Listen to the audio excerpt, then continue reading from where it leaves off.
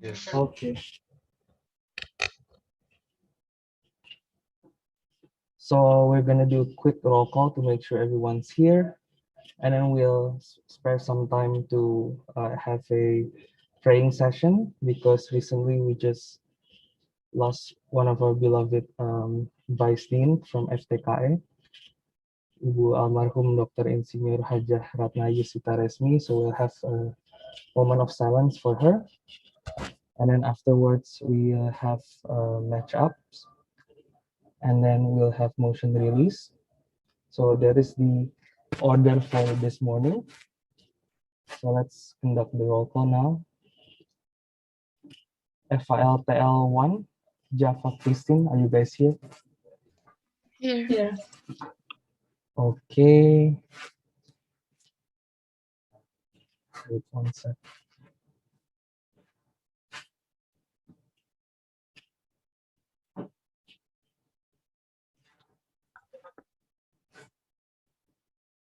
FILTLFTI, Rain and Honesty, are you guys here?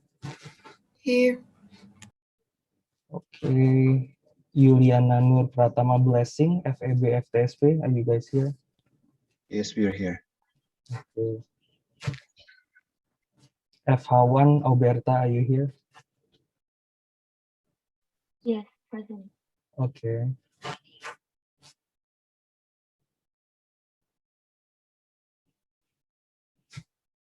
FH2 Jessica Anissa, are you guys here? Yes, you are here. Okay. FH3 Natalio and Chris Dayanti, are you guys here? Yes, we are here. Okay. FH1 Naufal and Afira, are you guys here? Yes, we're here. Okay. FH2 Izehaga and Ricardo, you guys here? Here. Okay. FK3 Shanas and Aisha Sharif, are you guys here? Yes, you are here.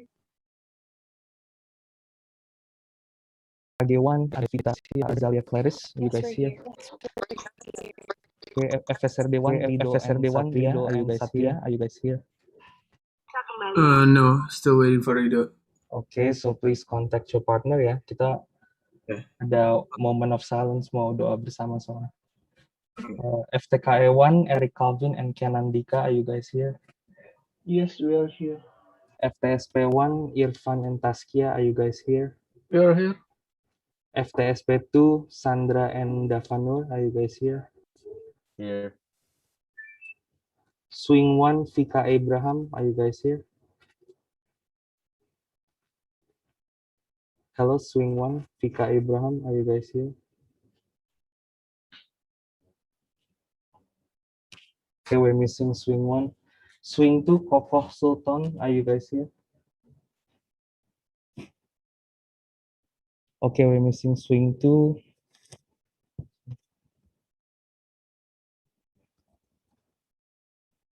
Okay, please stay tuned for around 2 minutes. I want to make sure that all teams are here. Sebentar ya.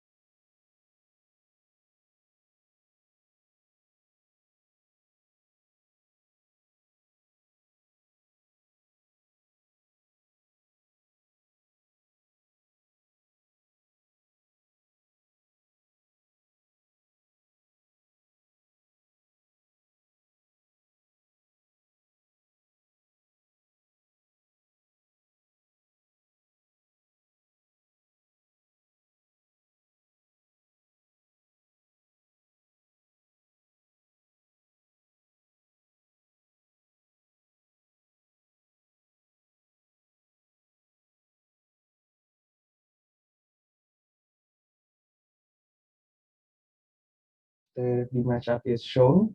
So if Ibu Asri would like to also continue the kisi-kisi theme, please do. The floor is yours, Ibu. Nanti I'll be back when matchup is ready.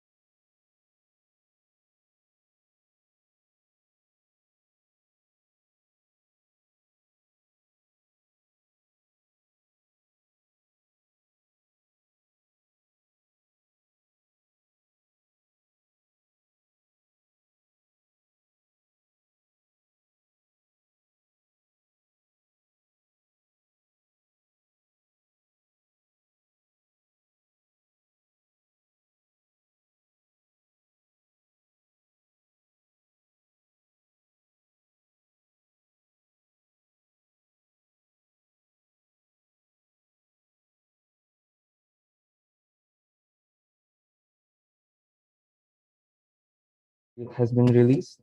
So we have competing in ALM room, Alang Mulyana Lesmana, opening government FH3. We have opening opposition FTKE1. We have closing government swing 2. We have closing opposition FH1. Is that clear for room Alang Mulyana Lesmana? Moving on, in room Heri Hartanto, we have opening government FILTL FTI. We have opening opposition FK3. We have closing government FTSP1. We have closing opposition FEB FTSP. Is that clear for Heri Hartanto room? Proceeding, in Hafidin Royang room, we have FH2 as opening government. Opening opposition, we have FK1. Closing government, we have FTSP2. Closing opposition, we have swing 1. And lastly, in Hendriawan C room, we have opening government FSRD1. We have opening opposition FKG1. We have FILTL1 as closing government. And lastly, we have closing opposition FK2. So since the draw is out, please rename yourselves with the format round 4 underscore your room underscore your role underscore your team name underscore your name. For those of you the teams are placed in the same room, just use one Zoom account, that is fine, and just put another name behind the first name. So, yeah, Excuse me, if I may ask. sure. So I've been contacting my teammate up until now, but there was still no response. So what happens now? Okay, we give you 3 minutes until 8:35. If your teammate still does not respond, so you have to continue the debate individually, or we call it iron debating. So you'll be assuming 2 speaker roles. Oh, okay. Okay, so we hope for the best for everyone. Okay, so please remain yourselves. At 8:35, I'll be stopping my share screen, and I'll pass the agenda to core adjudicator Ibu Astri at 8:35.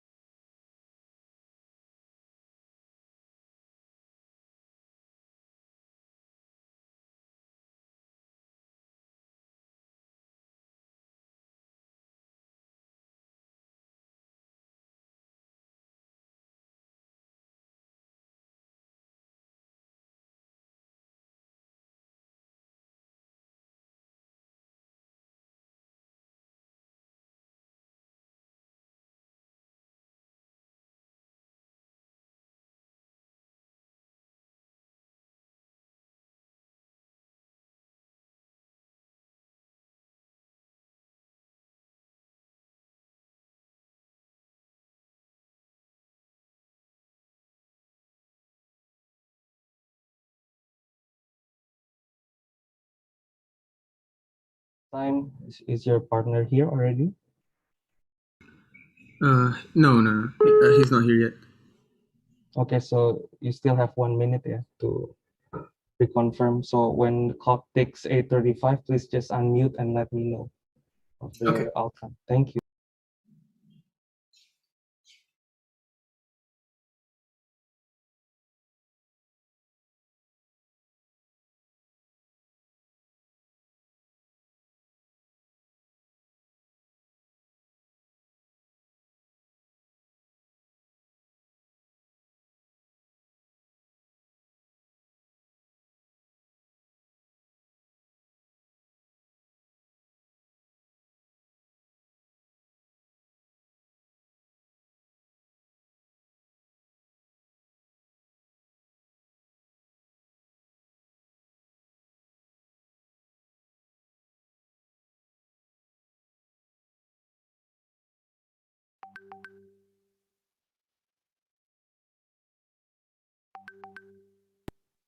Oh yeah, okay. To complete the roll call, we want to check with adjudicators.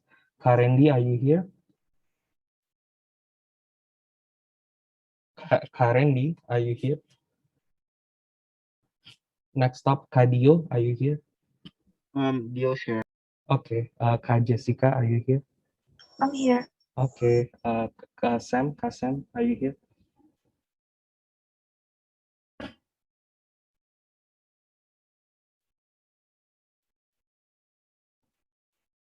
Samuel, are you here?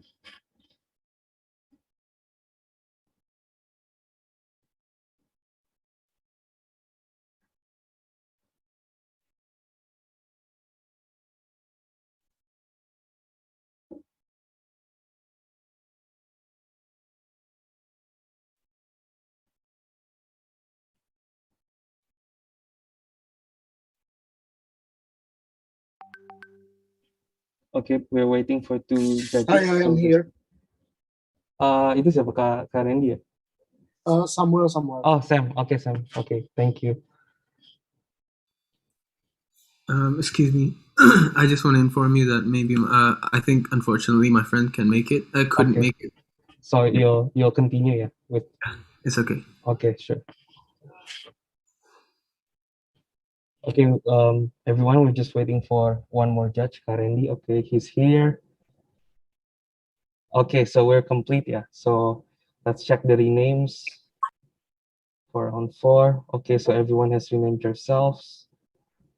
Okay, so I'm gonna stop my share screen. I'm gonna pass on to court adjudicator Ibu Astri. Good luck, everyone.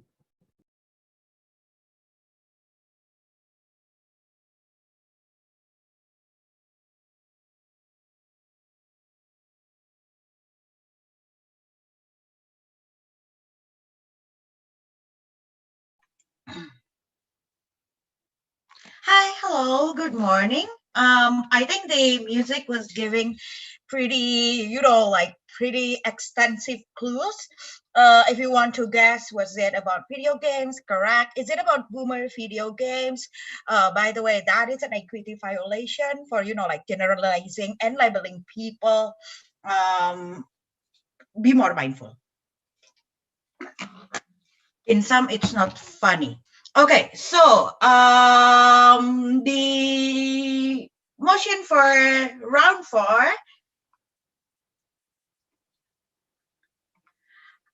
under the heading that all of you guys has already guessed, it's about Nggak game. kelihatan slide-nya. Huh? Is it nggak kelihatan? I think you're sharing the wrong window.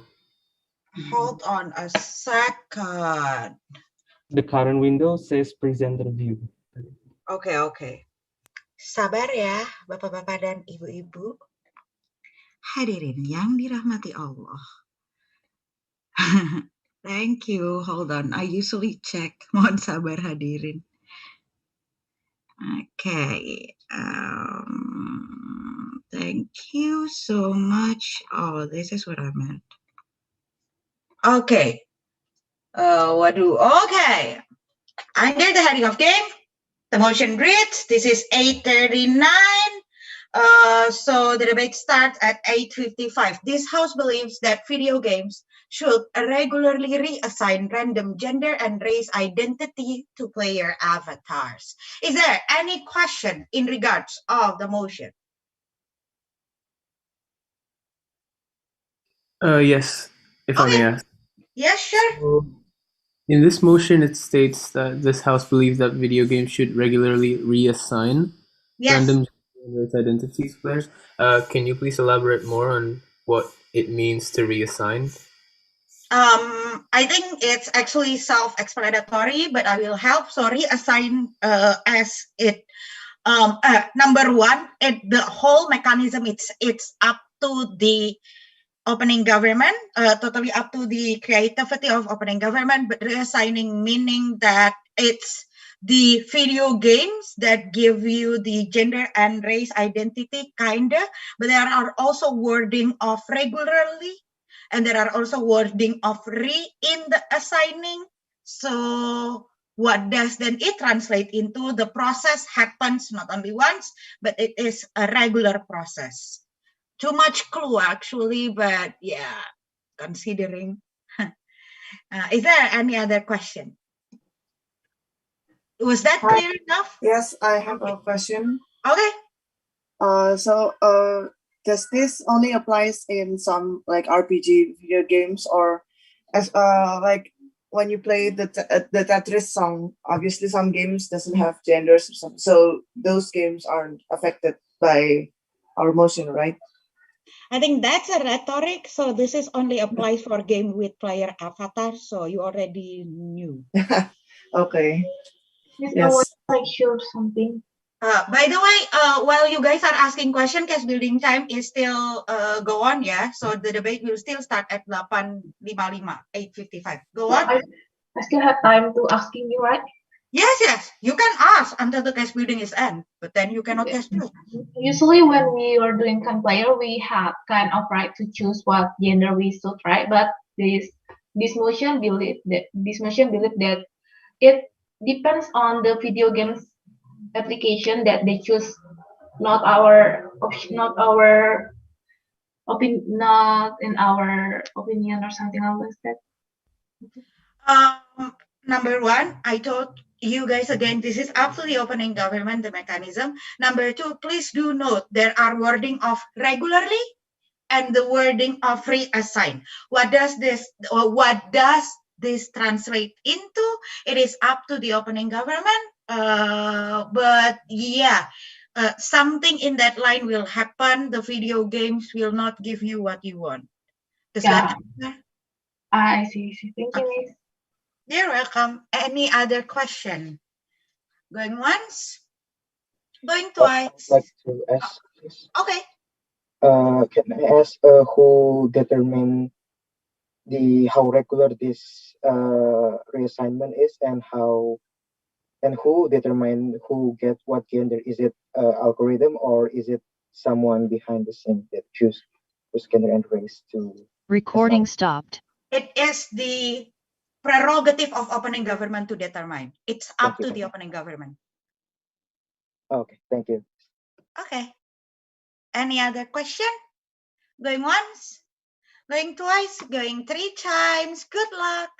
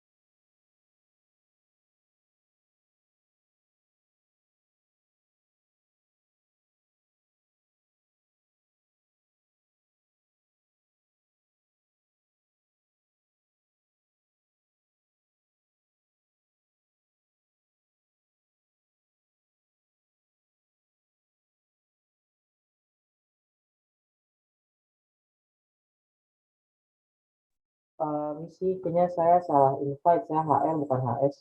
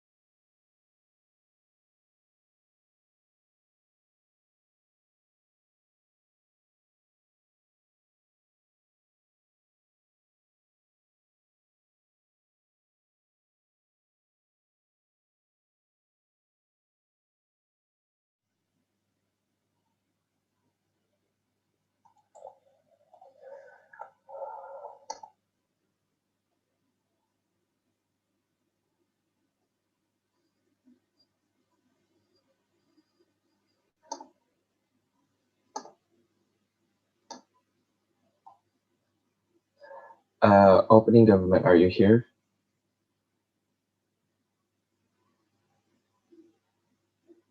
Oh, Yeah. Yes, we're here. Okay. I'm here. Would you please confirm who's gonna be speaking first? I'm gonna do both roles. Oh, okay, cool. Friend couldn't attend. Yeah. And your name is? Satria. Okay. Opening opposition, are you here? Yes, we're here. Would you please confirm who's gonna be speaking first? I'll be the first speaker, Clarice. Okay, cool. Will be Advita. Thank you very much. Closing government, are you here? Yes, we're here. Speaking first will be? Me, Bethany. Cool. Second speaker would be Christine. Last but not least, CO. Here. And who's gonna be speaking first? I'm gonna be first, and Ricardo will be second. Okay, Ricardo will be second. Give me a minute, guys.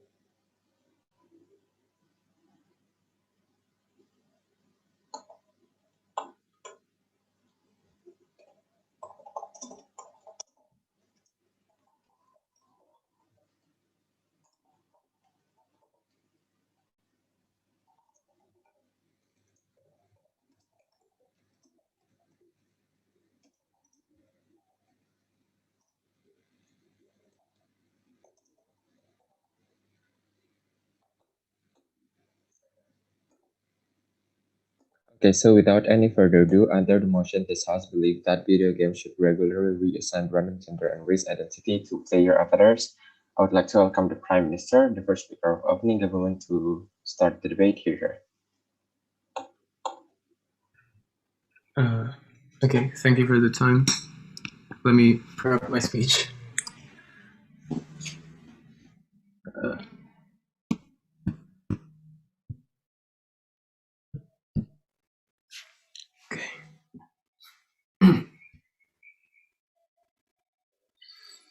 Okay, I'm gonna start my speech in 3, 2, 1, now. Ladies and gentlemen, a good morning. Yes, it's morning. I am Satria Bagaskara. My name is Satria Bagaskara. As the government side of the House, would like to open this debate with the motion this House believe that video games should regularly reassign random gender and race identity to player avatars. Now, before I move on to any of my arguments, I would like to define what the motion is trying to talk about from my perspective. Now, I would like to define three key points here, which is regularly reassign, gender and identity, gender and race, and then identity. Now, what does it mean to regularly reassign? So, on a regular basis, the game will forcibly reassign your character with with a random gender and race, with a reasoning that I would like to include in my argument. Now, I would like to also define gender and race. Now, for race, I think it's quite self-explanatory, but race is like something that you're born with. Like, for example, we're Asians, and then some people are Caucasian. Some people are for example, black. Now, for gender, this is what I would like to really define. Gender is different compared to sex. For sex is something biological, but gender is an identity that you identify with. Now, please keep that in mind throughout this whole debate. Now, also defining identity. Identity is something that you relate to. For example, the identification of For example, I identify as a male. Some people like me may not even identify as the same way I will. Like, for example, maybe they don't identify as male, and so on and so forth. It's personal. It's very personal to you and what you relate with. Okay. Now, moving on. For the context of this debate, I would like to say that, okay, in today's today's gaming world, the game supplies you with unlimited customizability. You know, gender and race included. Your fashion, or maybe how you look, the shape of your body, your face. But then you'll see that if you pay close enough attention, everyone starts to create the same kind of avatar, which means, now what does this prove actually? Which means that within society there is some sorts of beauty standard. Okay, it's not wrong to have beauty standards. It's all right. Beauty is subjective, but there is quite clearly a standard within beauty, and it kind of shows within games, especially games with customizable characters. For example, not everyone, but you can see that most people end up creating that typical beauty standard. For example, white, tall, fair skin, tall. For example, if the character is male, like muscular, or maybe if the character is a woman, then maybe a slim frame. Everyone starts creating this sorts of beauty standards, and that shapes the beauty standards. That help reinforce the beauty standards within society. And now, so maybe we can say a lot of reasoning for this. Maybe it's so that the character can fit into the story, or maybe it's just, preferences in beauty, which is okay. It's okay. There's nothing wrong with that. But we find this as quite a problematic thing from the gaming world. So we propose this proposal to promote gender equality. Now, I would like to remind you that this is a proposal debate. So from the opposing side of the House, I would like to expect some sort of counter mechanism. So I would like to propose to you my mechanism on this motion. Now, for the mechanism, whether it's monthly, whether it's annually, it's up to the game developer to choose. But we just like to enforce that we want these games to regularly reassign random genders, and then characters are still customizable in any way, shape, or form other than gender and race. Okay, so first argument is probably reasoning. Now, why does this motion? Why does this proposal exist in the first place? Before I move on to my argument, is there any POIs? Okay, maybe not. Moving on. First argument, reasoning. Gender or race. We believe, as the government side of the House, that gender or race is not a choice. It's something that you're born with. Okay, maybe you are born as a male, but gender-wise, you can't choose. Maybe you can't. Also, same thing with sex. You can't choose what gender you identify with. So if you feel like, I identify as a gay man, as a gay male, like it's not up to you. It's not your choice, but you're just born that way. I believe that that's the case. Now, and as the government side of the House, we believe that games should at least try and portray that we don't have a choice when it comes to gender and race. We don't have a choice and people out there don't have a choice when it comes to gender and race. Now, moving back to the context, some of the reasoning was that the character fit into the story. For example, the story maybe takes place in medieval Europe, and so that's why people create white characters to fit into the story, to fit into the context of the story. But that shouldn't be the case. Even if you're black in Middle Age of Europe, you should be able to fit in to the story. So that creates a stigma that, okay, in this story only this race would make sense, or this gender would make sense. Now, we as the government side of the House don't believe that. We believe that any gender and any race should fit into any sort of situation or context in any way, shape, or form. Okay, second argument, which I will go on very quickly, is that we believe as the government side of the house, this proposal will bring social change.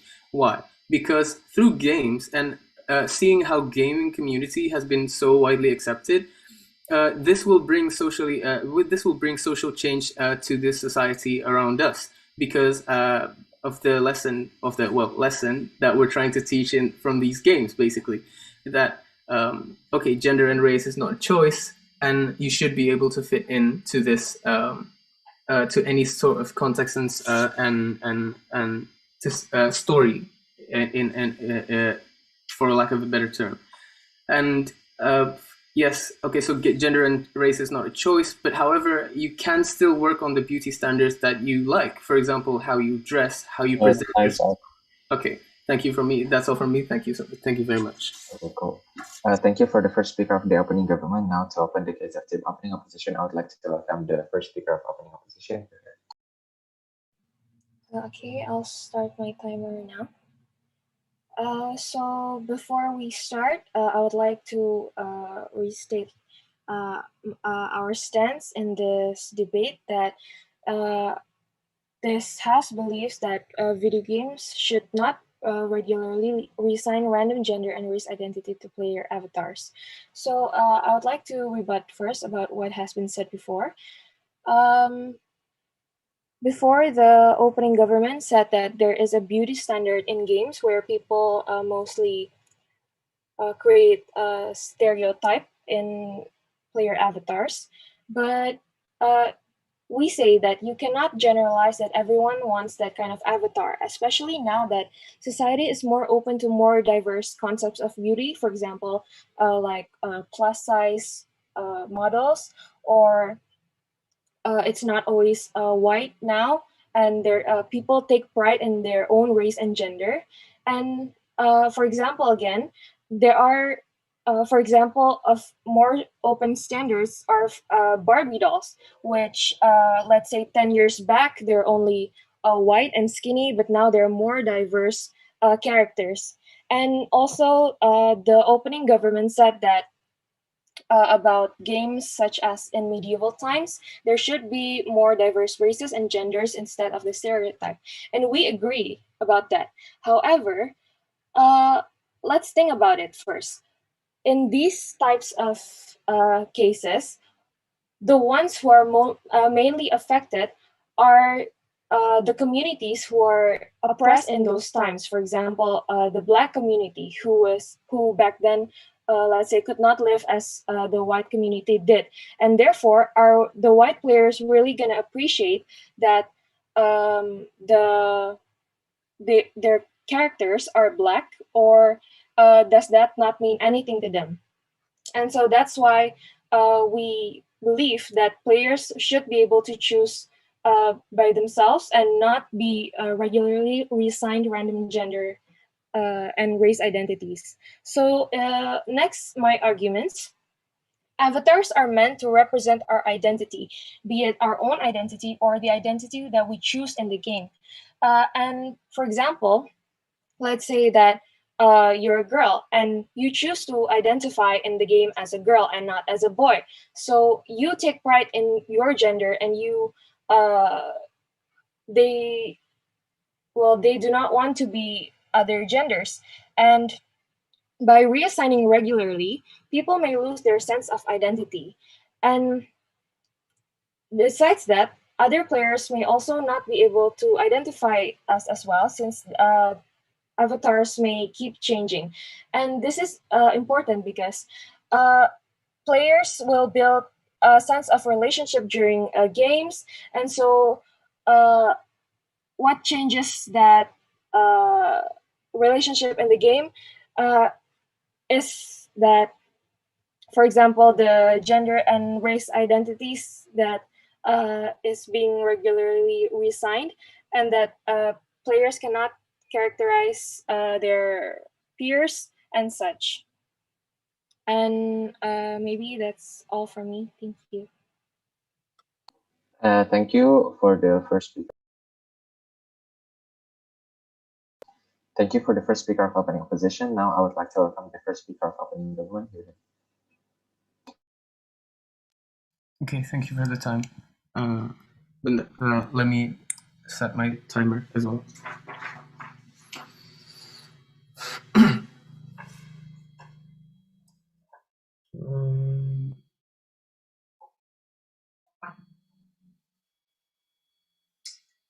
Okay.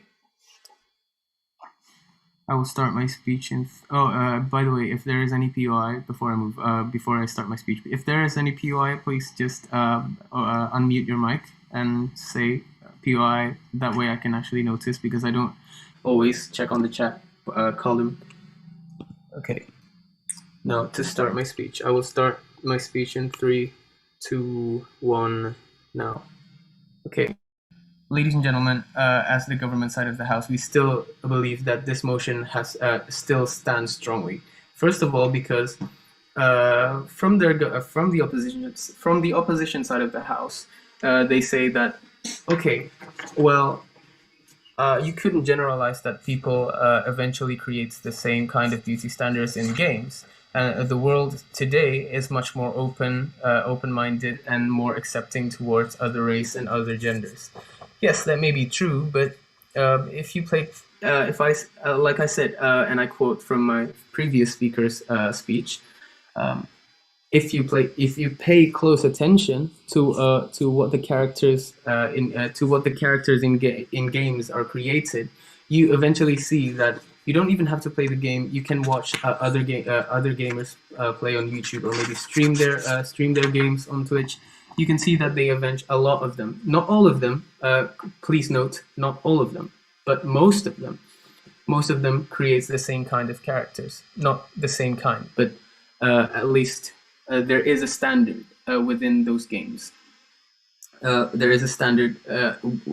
There is a beauty standards within these characters that you'll see it in most games today. Even like, for example, games like, for example, the newer games, the games from today. For example, games in Genshin, they don't even supply you with characters that are plus sized. Like, for example, or in Genshin even, where the characters are predominantly Chinese or Asian, they don't portray them as Chinese. Okay, maybe it is portrayed in the way they dress, but physically speaking, they're all still very fair-skinned compared to the natural skins the natural skin that you may see generally with Chinese people. Okay, so now moving on to another thing that they say is that they may lose their sense of identity within games if the game itself regularly changed the identity of the avatar. To which we don't believe that will happen, because first of all, this is a game, this is a fictional world, and we still do believe that that choice, that customizability is a very essential part of especially RPG games, that we get to personalize our characters. But this goes back to our point in which there is a message within this proposal, which is that gender and race is not a choice. Gender and race is not a choice, much like in real life. And we would like to promote to players that gender and race, regardless of what gender or race you are, you will fit into the story, no questions asked. And you should fit into the story. Okay, so now, yes, please. Could you clarify more about gender is not sex from your opening statement? Yes. So, okay, clarifying the definition now. Gender is identity as to which we, as a human being, relate to. For example, I may be born with a penis. For example, I should mind you that I shouldn't be ashamed to say penis, because it's a very biological word. Okay, I may be born with a penis, but I may not identify as a male. That's my sex. My sex is that I am a male. I'm born a male. Biologically, I am considered a male. But as an identity, I may not identify as a male. Maybe I identify as a woman. I don't know.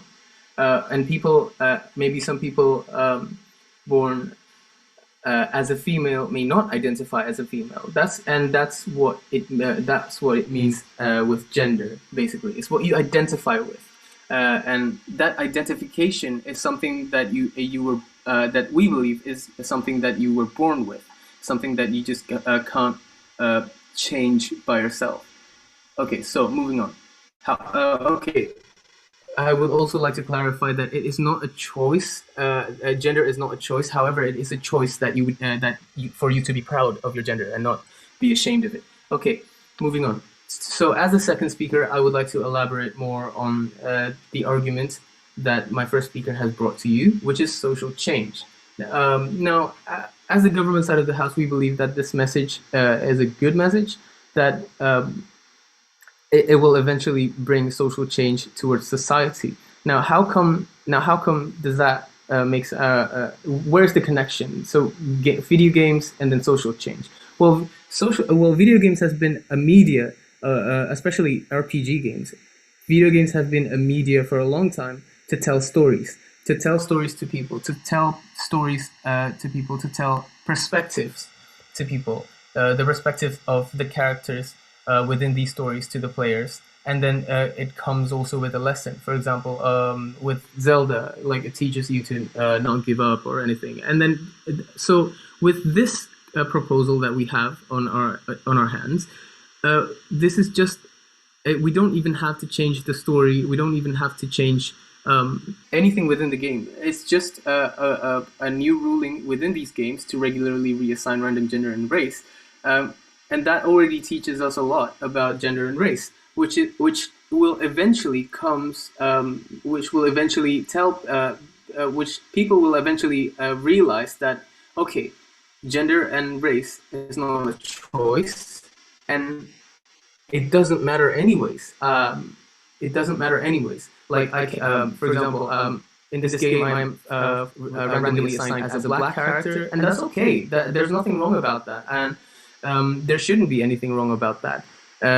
People will soon realize that it is not a choice, and then people will start to accept people of diverse gender and people of diverse identity. People will then soon realize that, okay, right, this happened in the game, and so that must be what they were feeling in real life as well. That they don't get to choose whether they identify as male or female or whatever other gender there is out there. They're just born that way. And same thing race-wise. I don't get to choose to born as an Asian. People don't get to choose to be born as a Caucasian. That's not a choice. But we should learn to accept that and we should learn to embrace that difference in race and gender and identity. And so we, as the government side of the house, still proudly propose. Thank you very much. Thank you, the second speaker of opening government. You spent 7 minutes and 1 second. So to continue the debate, I would like to welcome the second speaker of opening opposition here. Good morning. My name is Advita as opening opposition, second speaker. So first off, I would like to rebuttal some of the statements that the previous speaker has said about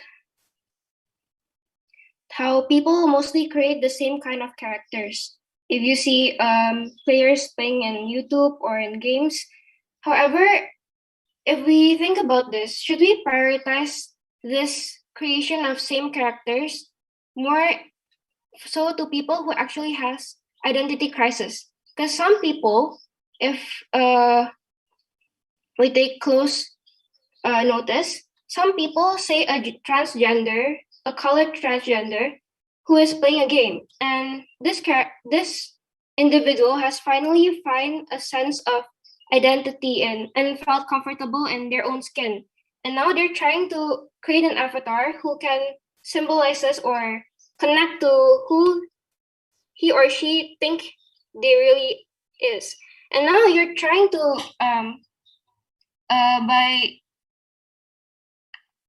now you think about this, what this transgender player, what would he or she feel if you kept changing the gender or sex and race of the avatars, would this transgender individual feel comfortable in the avatar he's playing in, or he or she is playing in? And also,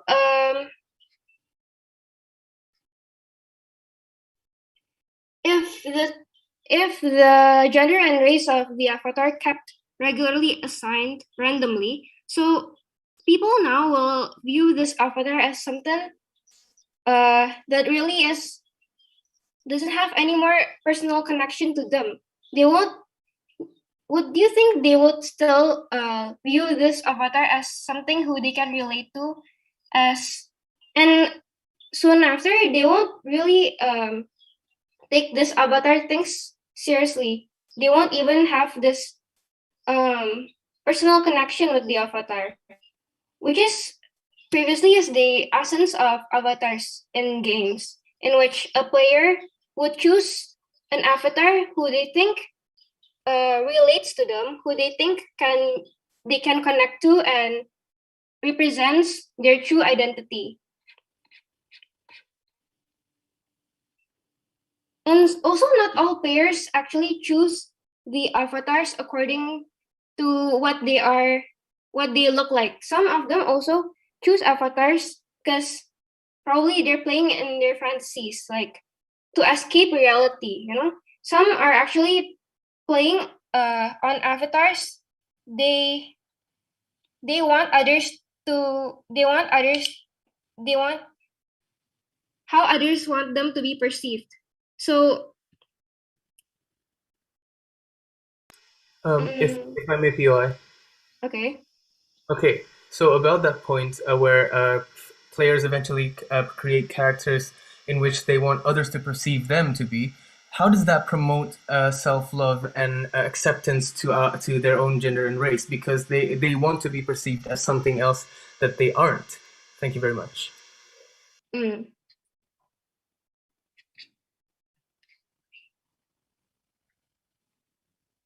Yes. So that's true. Sometimes they choose characters as how they want to be perceived. And yes, it may bring the argument that how would they respect themselves? Well, maybe they're trying to find who they actually are. They're trying to find the identity. So it's not that they don't love themselves. They're still struggling. They're still in an identity crisis state. So they're still trying to find their true sense of identity. And so they try to create this fantasy. Maybe they're on their path to self-discovery. We can never know, really. And so, which brings back to the point that this house believes that we shouldn't regularly reassign random gender and race to player avatars, because avatars are meant to represent our identity, and that's who we are in the game. So by changing it, not only do we no longer be able to connect with our character, other people might not also be able to identify us in the game. So that's it from me. Thank you. Thank you, the second speaker, for opening the position. You spent 5 minutes and 20 seconds. So without any further ado, to open the closing debate, I would like to welcome the first speaker of closing government. Am I audible? Yes. Great, thank you.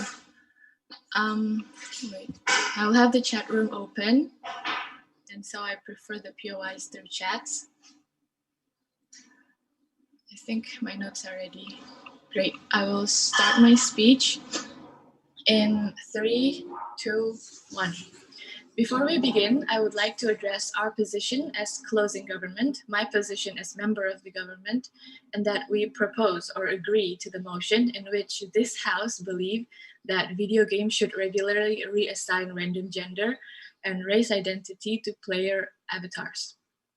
Next, I'm going to briefly respond to 2 statements from OO. First, they stated that if players can't choose their avatars, if players can't choose their characters, then the avatars that they use will have no meaning to them. If their avatars are regularly reassigned, people will lose sense of identity. They will lose the sense of relationship that has been built with their avatar. I'd like to briefly rebut to this point is that what I will point out is that people choose avatars not only because of the avatar's race and gender, but also because of the avatar's special abilities and power-ups, which I will explain in my arguments. Second, they also stated that there is no guarantee that people will feel comfortable. People will feel comfortable or uncomfortable with the avatars that they are regularly reassigned with. I'd like to briefly rebut to that.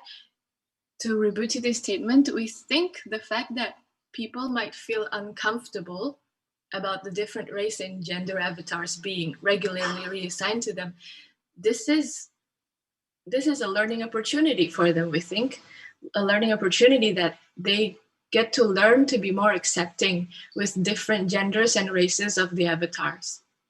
Moving into my speech, here I would take the opportunity in my speech to emphasize on the importance of gender and race equality and how regularly reassigning random gender and race identity to player avatars will help this matter. And also that if video games regularly reassign random gender and race identity to player avatars, this wouldn't really affect the gameplay or gaming experience for the players. First point, regarding gender and race equality, we think that what comes out of this regular player avatar reassigning method is that everyone who played the game will have equal opportunity to play with all available avatars of the game. If everyone, by everyone we mean those who play the game, have equal opportunity or the same amount of time and chance to play with all available avatars of the game, then they would subconsciously begin to learn and appreciate all the different characters and aspects of all the avatars. And we think that small actions like this, like being able to appreciate all the different gender and race identities in a game, this will then lead to real life matters. Players of the game who are already used to all the different gender and race identities in the game would be able to appreciate and be more accepting towards all different genders and race identities in real life. Second point, regarding the effect of regularly reassigning random gender and race identity to player avatars, regarding the effect towards the gameplay, right? We think that this wouldn't have any significant effect to the gameplay. Why? Because what the game is reassigning is really only the gender and race identity of the avatars. Any power-ups of the characters, any special abilities, those things will still be there, will still be available for the game players to build, choose, and develop. And so I think it's a win-win situation for the player of the game. Why? Because the gamers can still develop the power-ups and special abilities of their avatars, and they have the opportunity to try out all the differently gendered and different races of the characters and learn to be more considerate and appreciative with all different aspects of these characters. For these reasons, we are proud to propose. Thank you, the closing government, for this speech. Now I would like to welcome the first speaker of closing session. Thank you, panelists. My name is Helga and I'm happy to be here. I would like to state that my stance in this topic is I am against the House motion. And the reason why is some of these things. When the closing government said that this wouldn't really affect the gameplay, I agree, but this would really affect the storyline of the game that the creator trying to tell. For example, The Last of Us 1 and The Last of Us 2 need this specific race and specific gender to tell the story that the creator trying to tell. By assigning this different race a different gender, the nuance would be different, and the story that the creator trying to tell would be lost because of the system, that of the author. And the next argument that I would like to say is the character avatar creation is people's or players' freedom. By suppressing this, we are suppressing their freedom to choose and freedom of what they want to be looked at. And why do I think this matters? Because avatar creation is a good representation of what we want to be, what society wants to be. No matter how bad or good it is, it tells us what we cumulatively think as us or as society or as a member of a gaming community, what we want to be. No matter how bad it is, it could mean that we think one voice is more superior than the other, but it tells us what our society thinks. It diagnoses us. It POI, if and I'm I'm sorry, please later. Uh, no matter how bad it is, it diagnoses us of what we think, and we cannot cure what we cannot diagnose. So if we just make this system happen, the opportunity for us, for scientists to learn what we think, what society think, and then if it needs to cure it, would be lost because of a simple system that simplifies us just so we do not think what happens around us.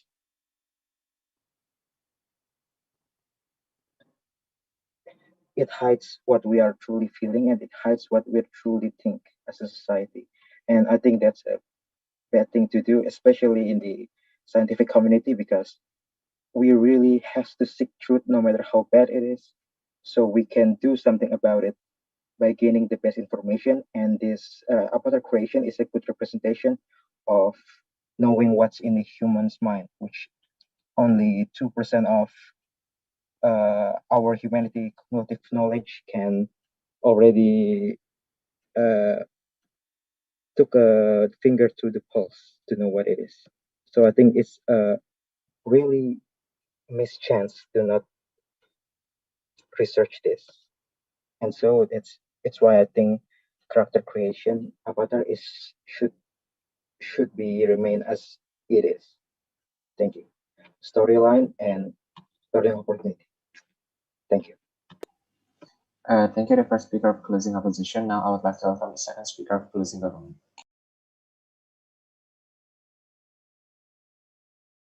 Okay, am I audible? Yes. Okay, thank you. I will start my speech in 3, 2, 1. Let me be Christine as the second speaker of the closing government team to strengthen our argument that was previously presented by the first speaker. The presence of avatar features in mobile online themes games where most male players use female character with attractive appearance, which can be referred to as cross-dress in the real world, and look like cross-gender or some or home activities in online game. The players shape their identity as women based on their background, such as potential benefit or because an experience due to gender stereotypes that occur in the game. And this refers to players who create female characters and try to save their image as women, while such meaningless players can be said to be home even though they're the same male players using female characters. So we agree that game characters can be changed regularly. Game characters can also be changed so that there is gender equality, so that all genders and all race can have the opportunity to become game characters. If video games doesn't must random regularly gender and race identity for players' avatar, game players cannot choose the character they want.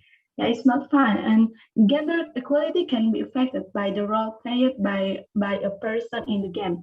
For example, male gamers have a higher tendency to play race that are considered evil, such as orcs. One of the reasons why female gamers are reluctant to choose evil race is because most of these races have a ugly appearance. Actually, it's not strange. Considering that many female gamers are very concrete about aesthetic or appearance in the game. The characters in the game must be changed in addition to having fun playing and to equalize gender. This can also increase the creativity of the players because the purpose of the game is to entertain. So this, of course, supports video games should regularly reassign random gender and race identity to player avatar. So we agree, this house believes that we agree the video game should regularly reassign random gender and race identity to player avatar. Thank you. Thank you, the closing government, for the speech. Now I would like to welcome the closing opposition for the last speaker.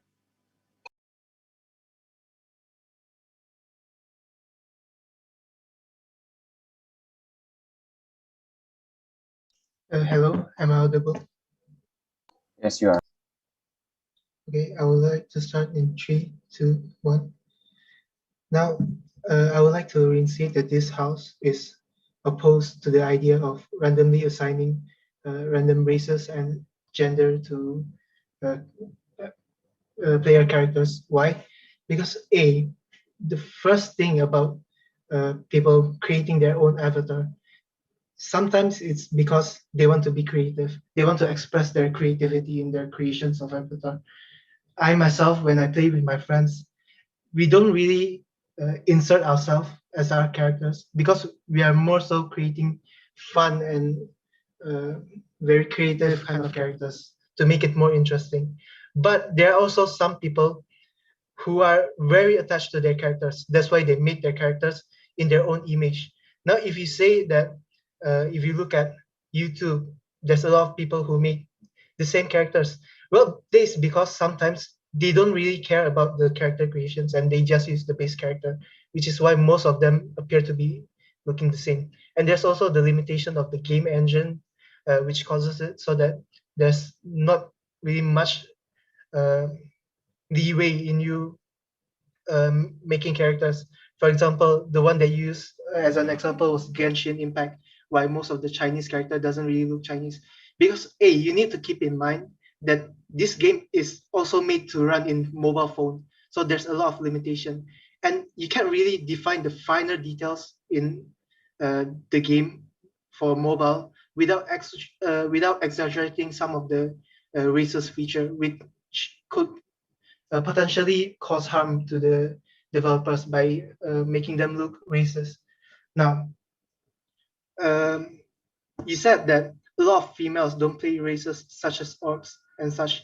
Well, the thing is, it's more so not because of the race appearance, because most of my friends, which are also some are females, they don't really mind playing as orcs and such, but it's more so about the alliance, because in those kinds of games, there are opposing factions, and usually the orcs are portrayed to be more so in their primal features because it's part of the world building. They are made to be a race that are very feral and very primal behavior, like while races such as dwarves, humans, and elves, they care about order and honor, and that's why most people don't really uh, assign themselves to play as orcs and such.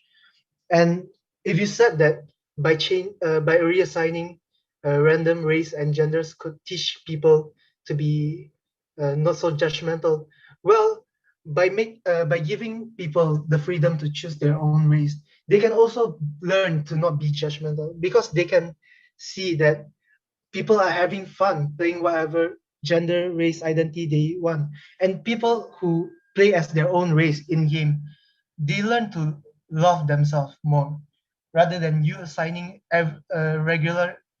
regularly assigning new races and identity to them, which could be confusing. And then there's also the case of you saying that gender isn't really a choice in real life. Just now I asked for a statement, what is gender to you? And you said that it's not sex, it's not what reproductive organ you are born with, but what you identify as. And I count that as a freedom for you to identify yourself as what you want to be. And this where the free customization comes in. You are free to choose what you want to be, not being assigned what race and gender by the game in a regular basis. That's all that I have to say. Thank you for the speech. You spent 3 minutes and 10 seconds. So give me around 5 minutes to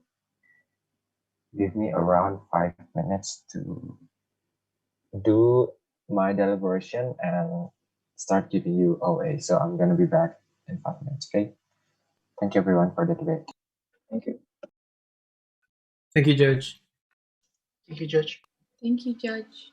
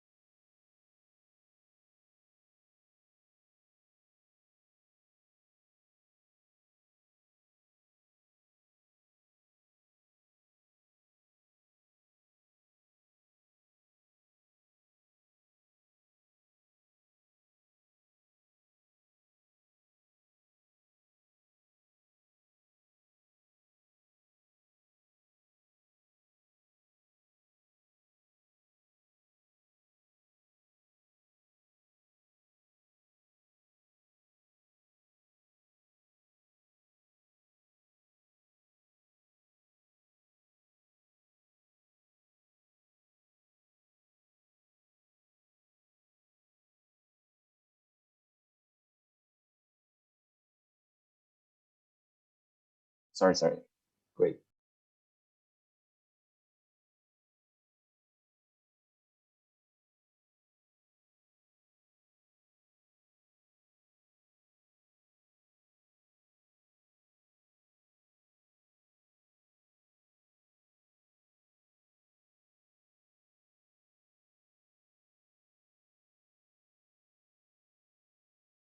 Okay, so before that, I'm going to do the roll call. Is opening government here?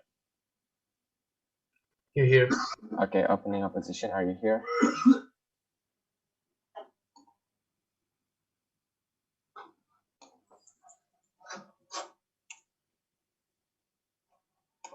Opening opposition, are you here? Sorry. Okay, cool. Closing government, are you here? Yes, we're here. Closing opposition, are you here? Here. Yes, we are here. Okay, just give me 2 minutes because I'm going to submit the ballot first. It's not gonna take too much of your time.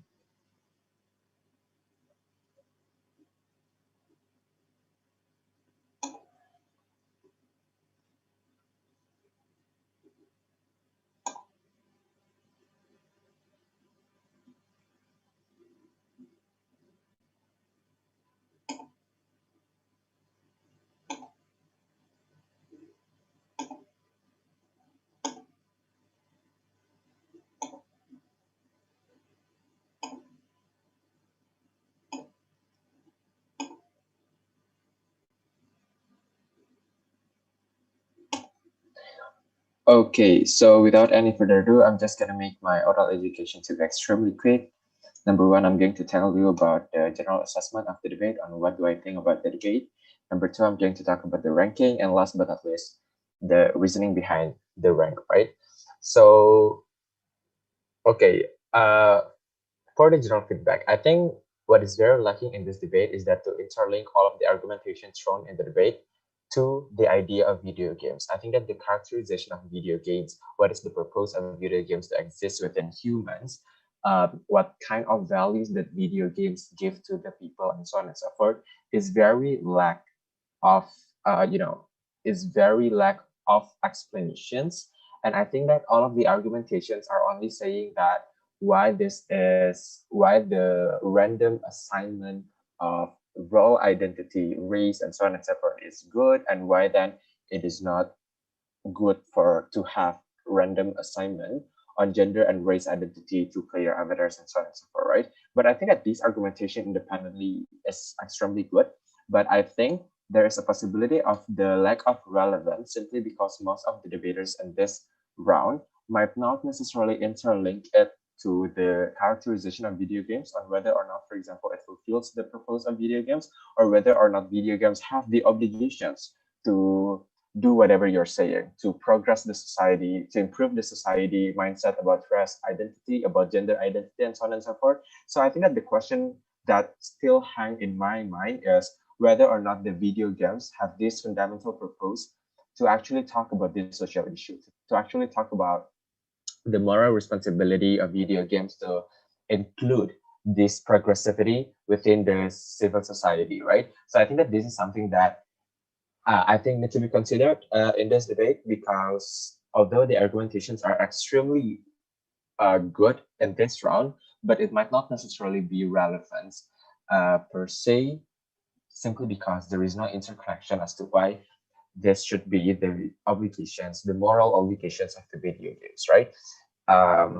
With that being said, that's my one only general feedback. So in that being said, my rank is as follows.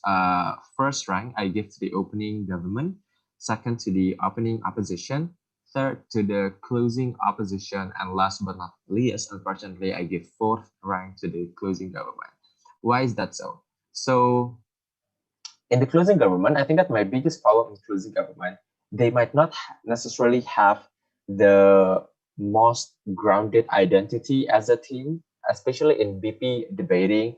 It's very important for you to have the identity as to why, for example, your team is the most significant team in the run, for example, or as to why your team should be the one who should be remembered the most by the adjudicator.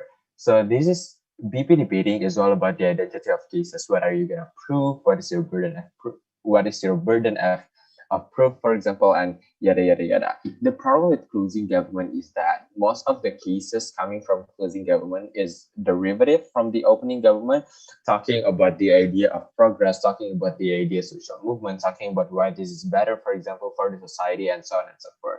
But I think the way you need to explain this is just on the surface level, they're exactly same like what opening government did. I think if you would like to have a bit of constructive, what you can do in closing government is that to interlink it to the idea of video games.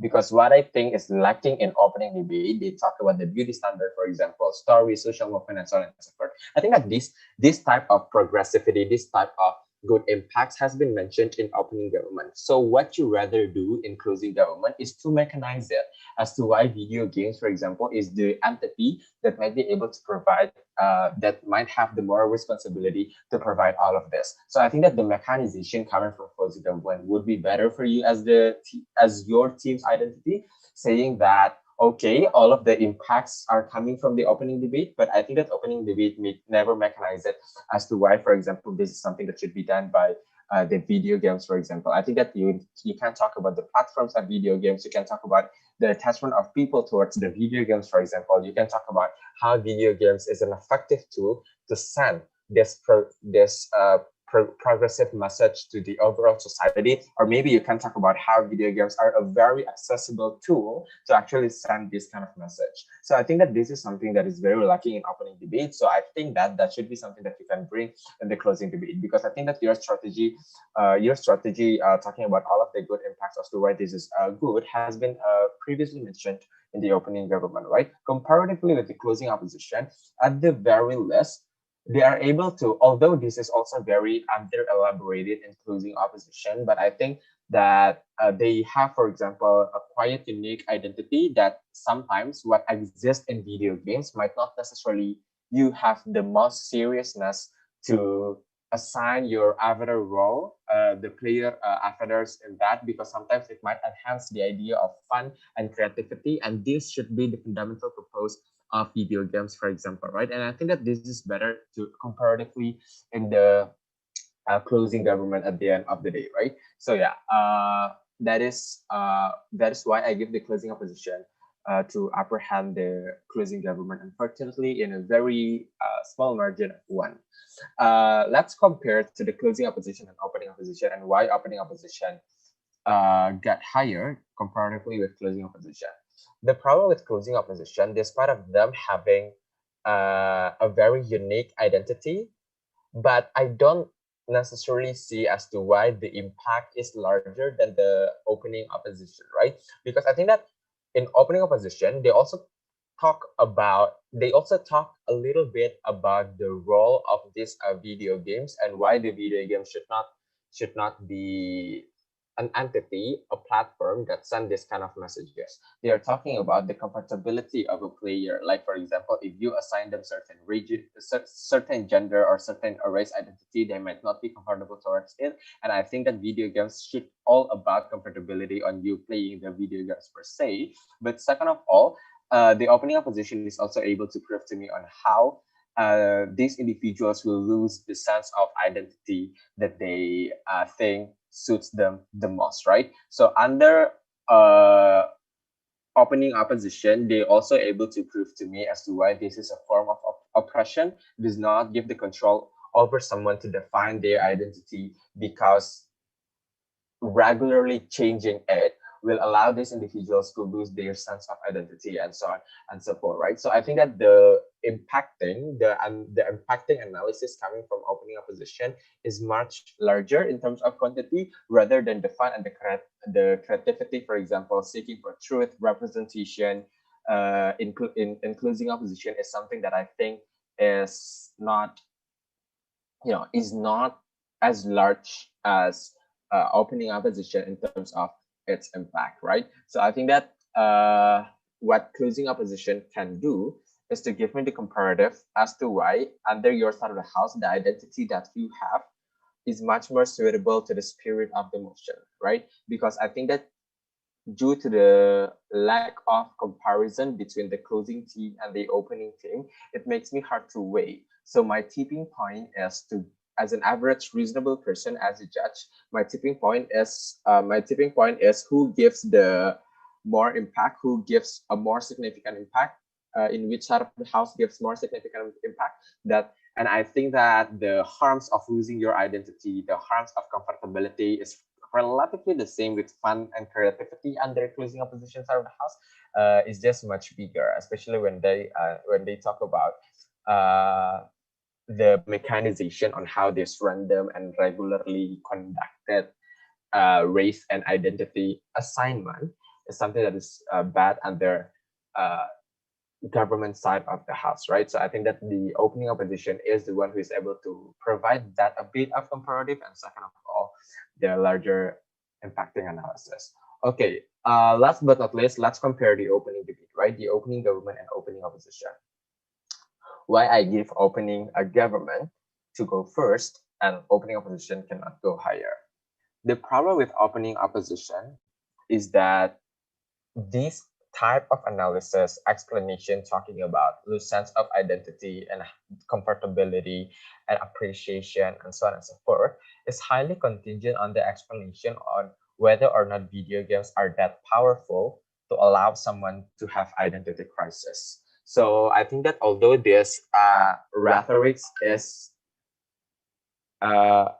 although these rhetorics are very viable to an average reasonable person, but I think as someone who is average, I need to know how powerful video games as a platforms are.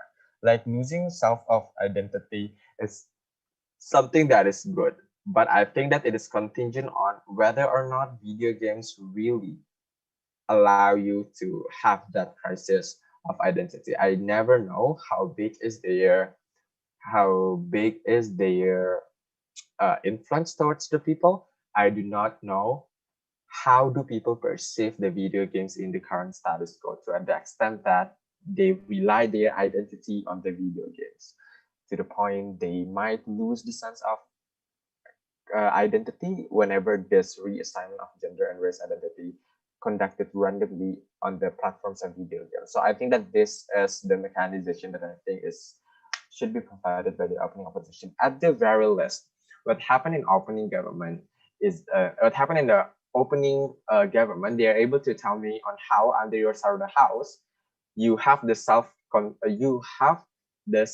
control in video games. This is to say the self-control is extremely dangerous because maybe you're opting into the beauty standards that is unrealistic for you to achieve. You are living in an illusion as to unexplained, and you are living in an illusion that you are living in this type of Barbie dolls world and so on and so forth. And this is something that is bad for these individuals, right? So at the very least, the burden of proof coming from opening government is a bit viable for me because this is not talking about a huge impact about identity crisis like what opening opposition said, but this is more talk about on how this individual, for example, will be harmed because of the unrealistic standards, the options that is provided by the video game, something that you can simply pick and choose, is something that's very detrimental for the individual. So in opening debate, I think that both of you has not really characterized to me how video games influence people's mind, and how influential these video games to be consumed by the society on the ground. So my tipping point is that whose burden of proof that can be proven in the debate. But I think that this is something the opening government has been able to prove, right? Talking about social movement as well, and yada yada yada. So I think with that being said, I give OG the first, OO second, CO third, and unfortunately last, I need to give it to the closing government. Don't worry, I think that this is a very great debate. Most of you got at the very least average speaker scores in the debate. So I wish you a very good luck. Just one point from this constructor, from this oral adjudication, is that always interlink your argumentation to the motion. all of you said a very interesting arguments, but never really engaged to the spirit of the motion. And I think that this is very important for you to do in the next rounds. So yeah, with that being said, thank you very much for the debate and good luck for the breaking announcement. Thank you, Judge. Thank you, Judge.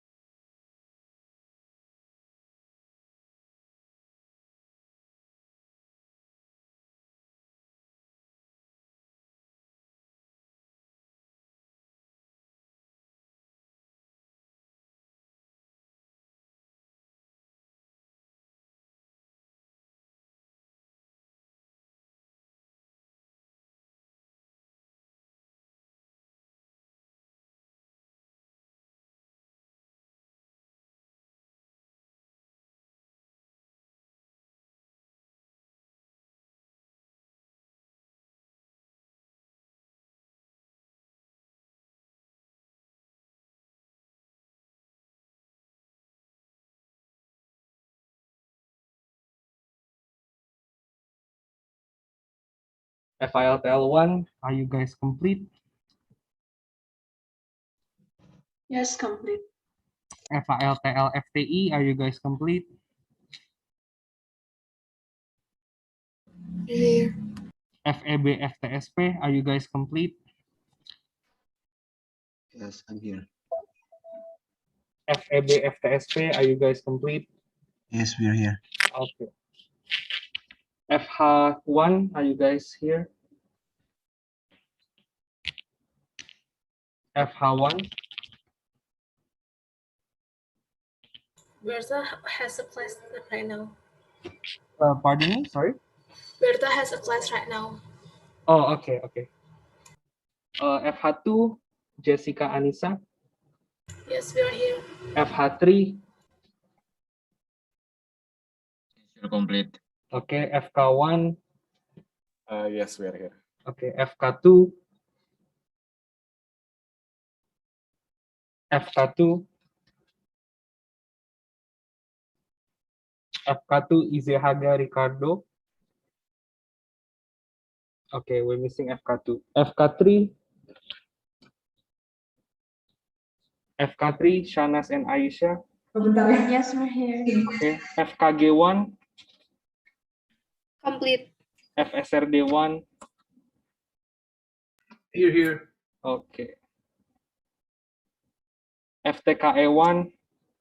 We are complete. FTSP1. Here. Okay, FTSP2. Here. Okay, so we're still waiting for FH1 and FK2, yeah? So let's wait for another minute. One more minute. Sorry. FK2, are you here? Yes, Kak. Okay, are you complete, yeah? I'll try to contact my. Okay, please check, langsung kabarin ya. Just unmute Okay. your microphone. Yeah. Okay.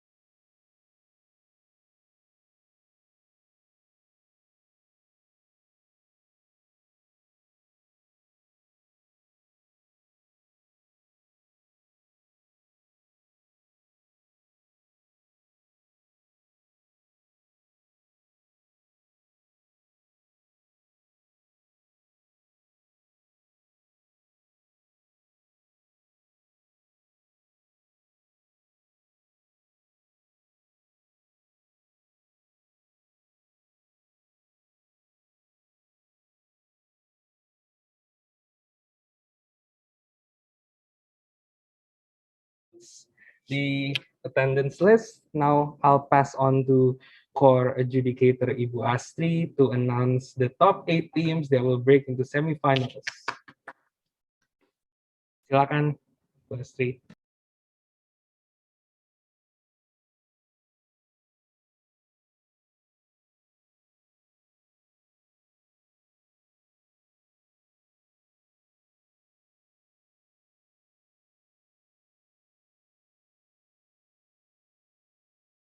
Okay, wait.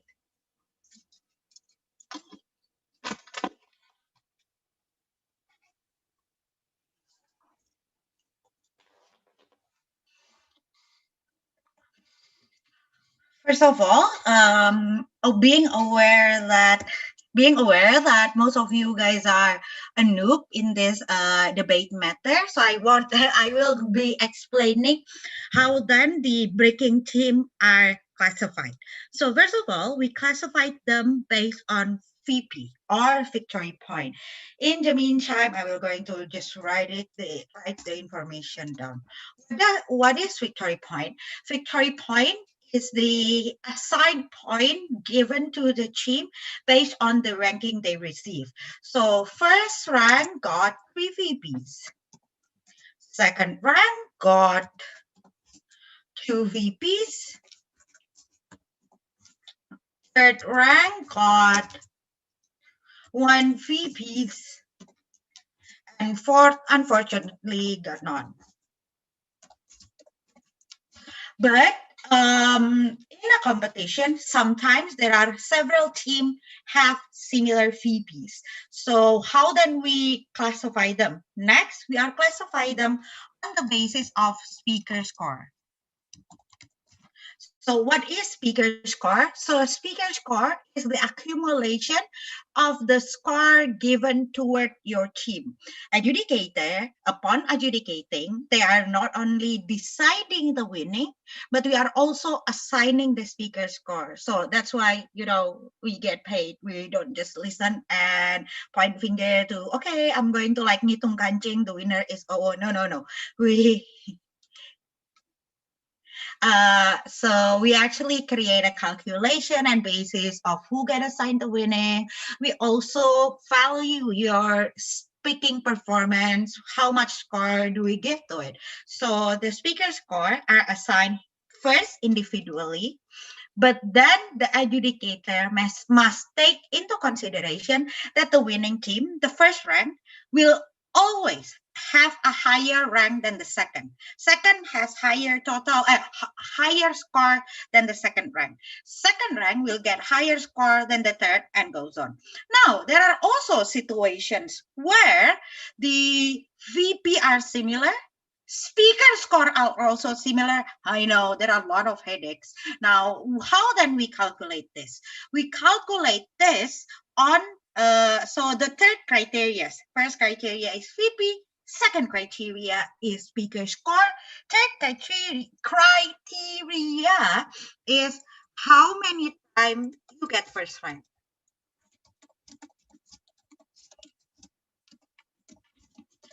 So, for example, there is this one team have similar VP, similar speaker score, start headache, right? Like newt. And then thirdly, we see which one of these team get more first rank. So that's another calculation. Now, fourth criteria, another newt, similar VP, similar score, similar receiving in the first rank. How next are we going to calculate? We will going to create a standard of deviation from the scoring. What does it mean? So it means that we will see the consistency of your team in receiving speaker score. So for example, there is team A and team B with similar all those other 3 criteria.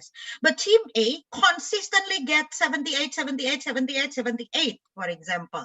While in team B, they sometimes get 75, later they get 80, later they get 74, and etc. So the one with higher rank is a more consistent team, which is team A will be higher than team B. Now, next question. What if all 4 similars? Unfortunately, what we need to do is a coin toss because there is no other calculation, right? So the last coin toss will be the 5th method for us determining the ranking. So that's a little bit of behind the scene of explanation in determining the ranking. So without any further ado, I'm not going to like keep you in the suspense any longer. Breaking announcement. Hold on a second. Okay. So, breaking announcement. Thank you so much for everyone participating in this internal selection. Really appreciate the interest and also the your consistency and being responsible in attending this competition. congratulations, of course, for those breaking, but for those of you who are not only commiseration, but I really hope that there is a lesson learned that you get from this competition. I always tell myself and the kids I am coaching that if you don't learn anything from a loss, it will just be a loss and a waste of time. So make sure that even if you lost, you learn something, reap some fruit out of it. So without being said, I know I like to keep on the suspense, ditekankan, syukurin. Okay, so breaking announcement. We're going to start from the first breaking with the VP of 10,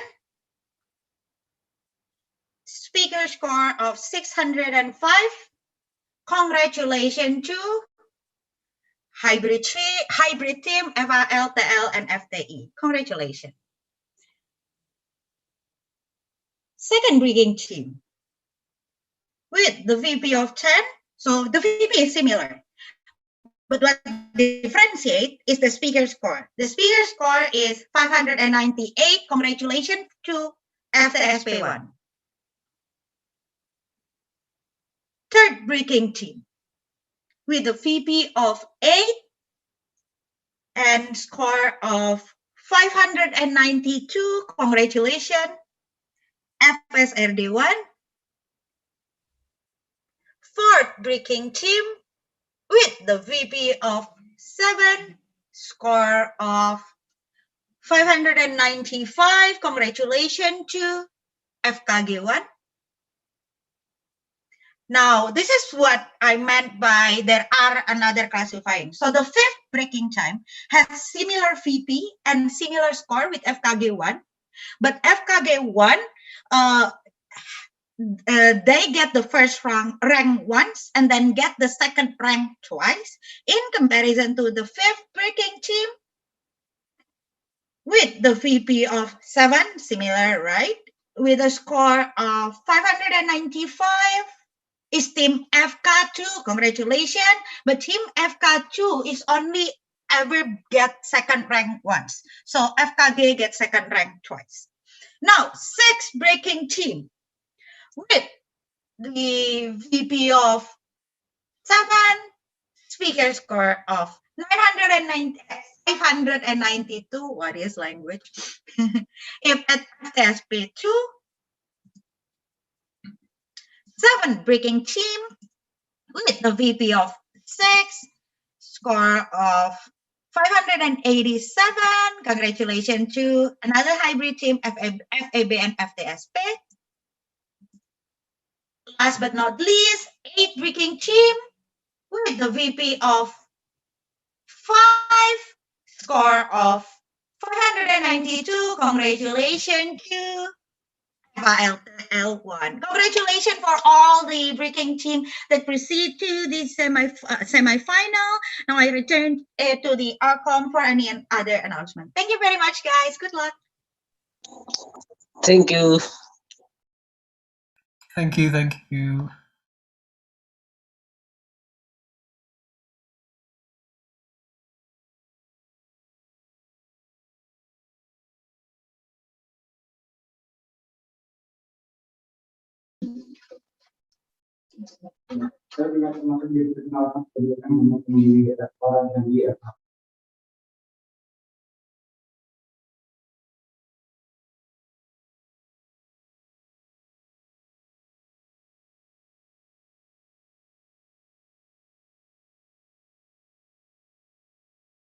Breaking teams, and also we want to extend our commiserations for those who are unable to break, but it's okay, it's not the end of the road.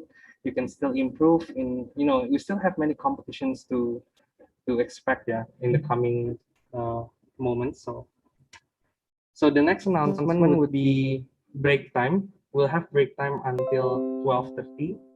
So if you wanna relax and maybe let's conduct a photo session, yeah, team. Okay, can everyone please turn on your camera? We'll conduct a photo session helped by the Humas and IT teams. Okay, so let's see those faces.